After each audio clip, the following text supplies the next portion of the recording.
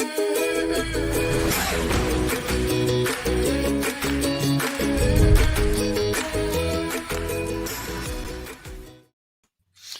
day, everyone. My name is Dan Alexa. Welcome to Women Lead TV, brought to you by Connected Women of Influence. My name is, as I said, Dan Alexa, and I am one of the dedicated dudes here at CWI, as the host of The Present. The show is about bringing in guests to understand their place, where they've come to in the world, and the gift of this moment. Today, our show is about the spirit of, or as Bob and I have had conversations recently, the essence of business, that sometimes missing element that comes in corporate settings. And my special guest today is Mr. Bob Russo with Executive Game Changers. And Bob, welcome. Thank you, Dan. Thank you. As always, it's always a pleasure to be with you. And I like the way you're dedicated to something you said, and I'm dedicated to Dan. We've known each other now for a couple of years, and you and I meet every Monday, and I just really enjoy that. Our friendship and our relationship and business and all kinds of speak has helped me tremendously. So thank you. Thank you for that. It has a profound effect on my life as well. So for those of you viewing and just meeting Bob for the first time, having the gift that I had a few years ago of meeting him for the first time, we're going to be talking about Bob's journey from being an corporate executive to understanding and embracing his spiritual energy as a whole being. We're going to learn about how you can create understanding of the present moment through some energetic awareness, and wonder how Bob's style of executive coaching to integrate spiritual or essence awareness into his clients. How can that awareness help you all for greater effectiveness out in the world? So Bob, I think where we start today is I could go to the businessy transaction side of it and say, what do you do? And I feel like that's the smallest part of this conversation. Tell me who you are. So I'm known here in 3D as Bob Russo. You know that. I sometimes identify less than Bob Russo. I realize that that is just who I am as a character I play here on Earth. And I love Bob Russo, and I love playing this character. He's done great things, and he has the opportunity to do great things.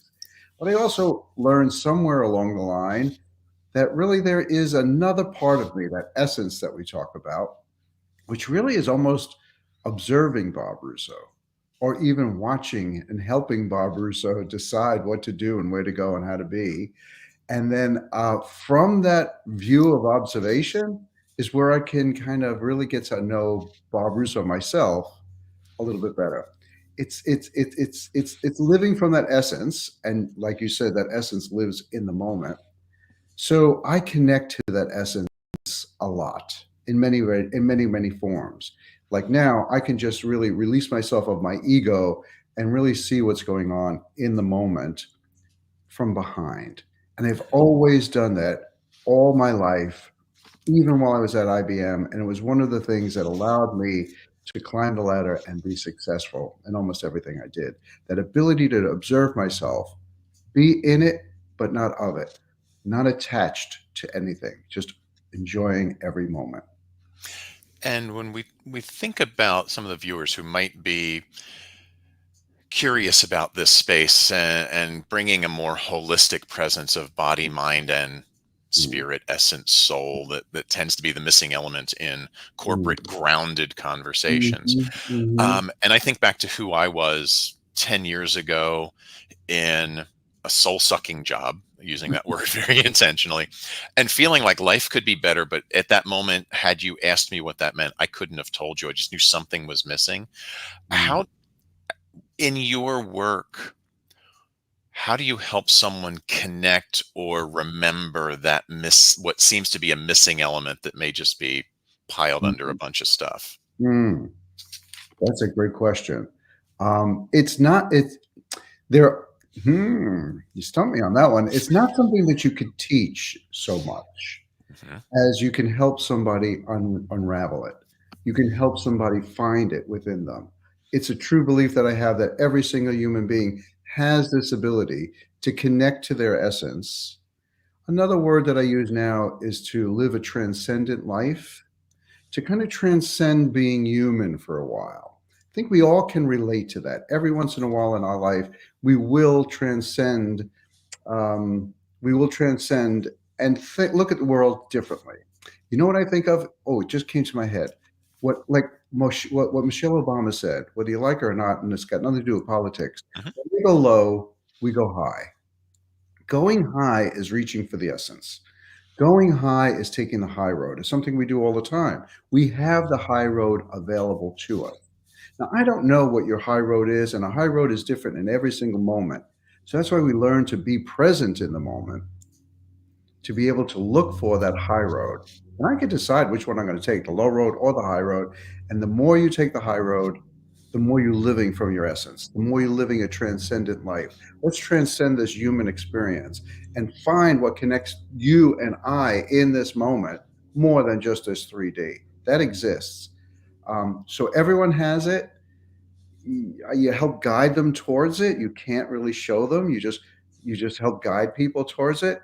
And then there's practices to doing it by being mindful and being present in every single moment that allows you to access the higher road or the higher life or the higher road, the essence, more Yeah. often. And I resonate into that transcendent idea since that's the name of my business, Transcendent Living. So we are very No, much no in coincidence. connection and in flow, like you are me and I am you. I know that stuff. So the the definition of transcending is living beyond the normal.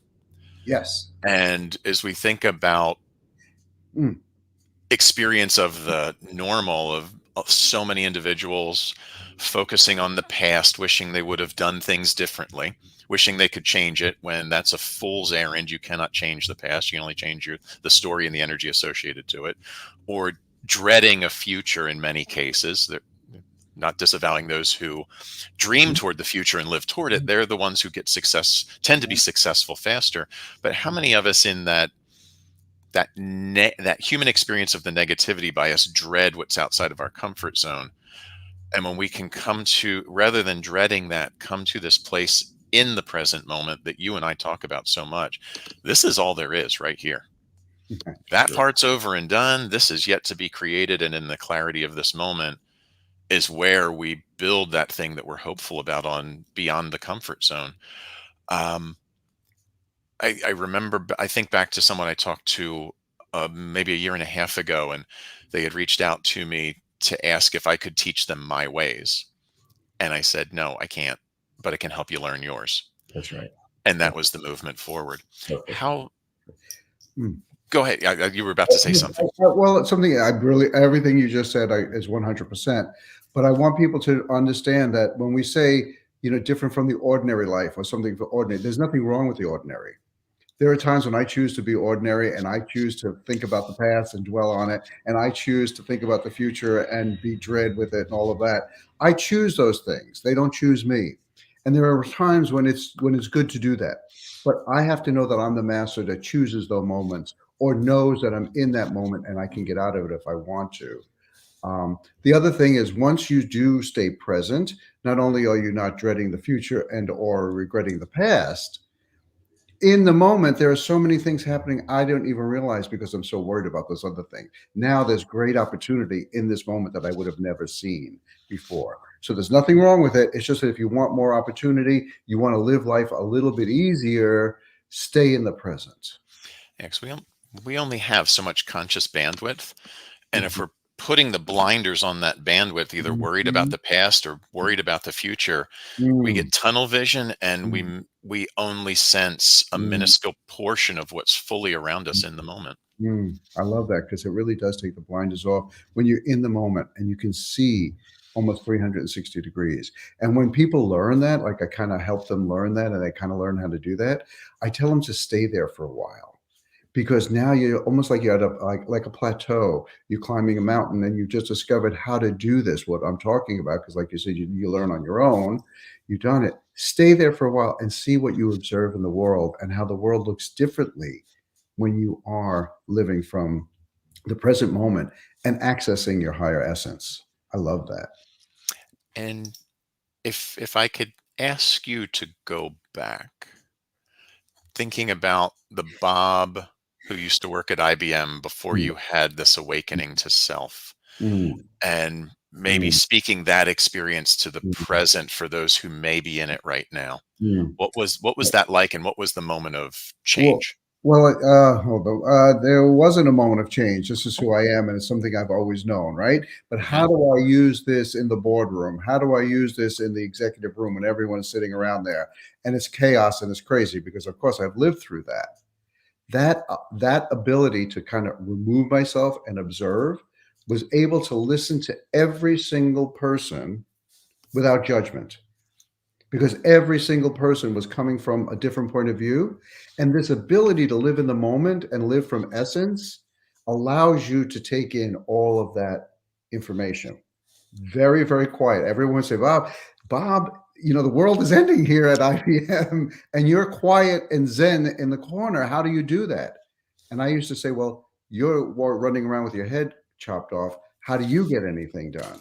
I get everything done because I could see everything and everyone's point of view. And then I had to make a decision and I took it all in. But if I lived in judgment or fear or distraction or worry or anything, I wouldn't hear all those valuable pieces of information. And that was true, whether even when I was a programmer, right? And I was just myself. If I went and asked somebody for advice or help, I listened to everything that they said and took it in. I have a strong belief that there's a lot more out there that I don't know. And the only way for me to know it is to listen. And And so, strangely enough, it is 11:11 here on the Pacific Coast right now. Perfect timing for that. that's right. Well, there's synchronicity in almost everything. Mhm. This is true. 11:11. I love that.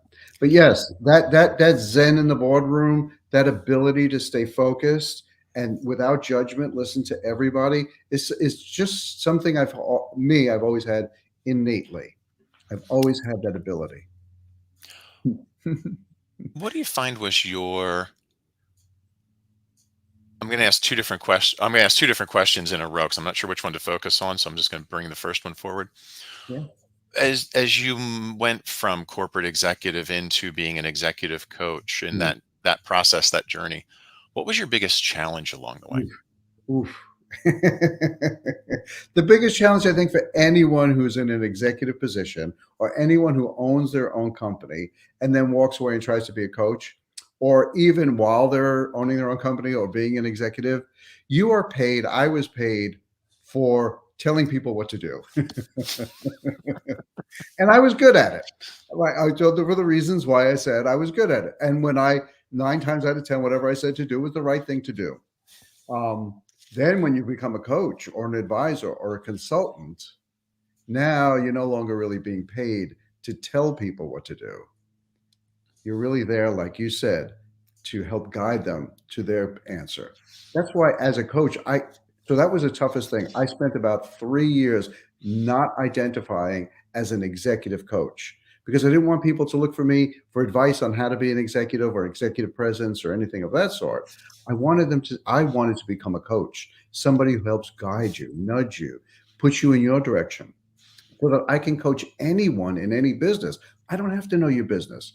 I have to know you and make you the best person to run your business. I'm not going to run your business. As a consultant at IBM, I ran businesses and I told people what to do and I got paid. So it was the toughest thing was to quiet that muscle and build the one that guides people as opposed to telling them what to do. So that's a perfect segue to ask you if any of our viewers are interested in contacting you to inquire about you being their guide, their Mm, nudge, their mm. empowerment. What is the best way for them to reach you and contact you? It's very simple. You see it scrolling down the bottom. That's my website. It's execgc.com. You can go there and you can send me a request, or you can just write to me at bob at execgc.com, and that's Bob Bob. Very simple. And so yeah, you can contact me. I will answer all questions, and most of the time, I will work with somebody for a good long time before we decide to engage in a proposal for me to work with them, because it takes time for me to know. Number one, are we matched to each other? So I'm not the kind of coach where, I'll give you a package for six visits and that'll be that and we'll figure something out. No, I'm going to be your partner for a long time. I'm actually moving into being a fractional COO or CMO. Somebody's got me now working a couple of hours a week to be his chief mentoring officer, to mentor him, the executive, and all of his direct reports. So I love that because there I can and I work with him for about a month and the team just to see if we all got along first. And then decided to figure out how we're going to structure this. It worked out well. It takes time, and I'm here for a long time, so uh, Wonderful. we have plenty of time. Because you are an eternal essence. You're here for a really long time. This is true, and I have been. I always say I've been here since dirt. I remember when dirt became life, and I'll be here forever. So I asked the challenge question. Let's go to the other side of it. What has been your biggest win, success, excitement, whatever one you choose there? Oh gosh, I'm gonna. I say it all the time, and it's just what we just talked about. It's going to seem so trite and so cliche. Every breath I take excites the hell out of me because I realize every single breath is what brings life to me and every exhale allows me to act in this world. So I swear to you, I am excited about every single breath, whether that breath is, no matter what is happening here on earth with me at that moment. I'm serious. It's every single breath. I do not take any breath for granted. And I really mean that. And it's a great way to live. I'm not guaranteed my next breath. Believe me, I know that. So I'm very excited, and it's a great And success. But maybe you had a little bit different.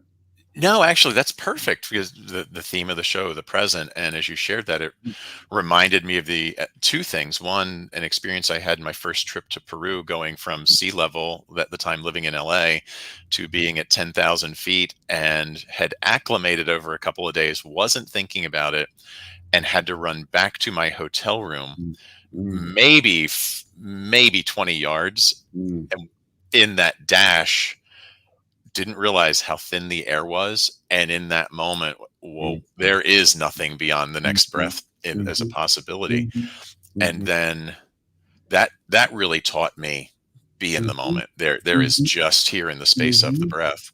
And mhm, then the other, something that one of our mutual friends told me a couple years ago, Mr. Chris Joseph, our mhm. common friend, Good coach man.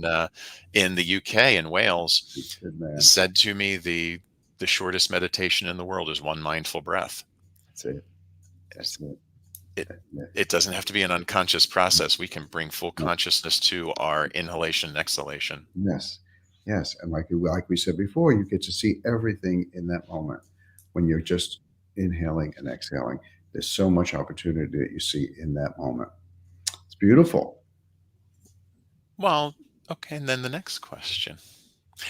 Yeah. We've been, oh, go ahead. There's Well, something there. Go again, for it. I don't want to sound pious. I don't want to sound like it's anything better than anything else. It's just another way of experiencing the world. And if you want to experience it this way, there are ways of learning it. We'll teach you that or we'll guide you through it. And if you don't, the way that you're dealing with it is perfect and it's okay. It's okay. I'm not saying everyone has to do this. I'm just saying it is available and it is a different experience and it does bring you more opportunity. And you do want to be the best of anything that you're doing. And I think that this path allows you to be the best and to have the best experience. I gotta say, the best experience.